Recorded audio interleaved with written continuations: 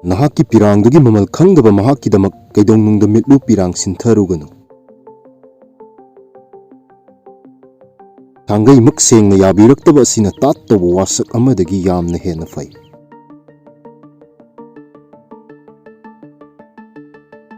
Haukiba kayabu sakthek handuna lakkadoriba chenasingbu hangdoktuna mathaklomda changsillo.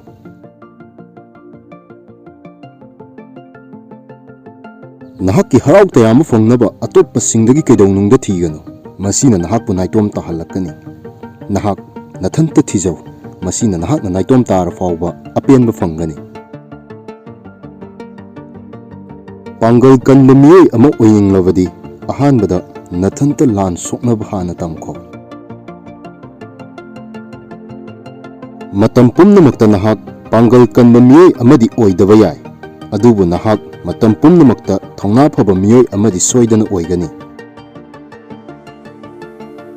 Chimbal kada kanna hotnaw. Nangi mai pakpaduna nahak nasagi nil khongbo oihello. Wahai anina nahakpu saktaku.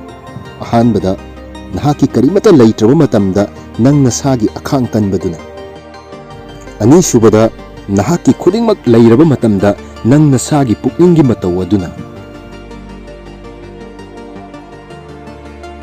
Nahaki pandam madu fanglaba matamda mipung khudingmakki nokmiba maithong adu uba fangdrabadi nahaki pandam adu matik chadrabani. Punsi haibasi nahaki pukning haksangi nungaiba lamkhai adugi aroiba saruktagi haurak'i.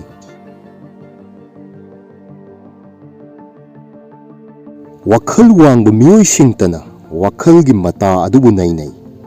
Mayai oirap tauba miyoi singna thaudok sing nainai. Khwaidagi apikpa singna mi nainai.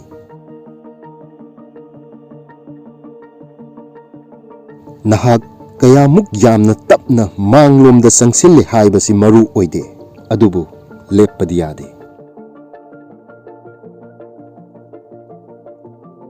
Nahaki wakalon aduda miyoi marfu 38 na chamamnaraba nahaksu hiram aduda mamutta na khangdri haibani.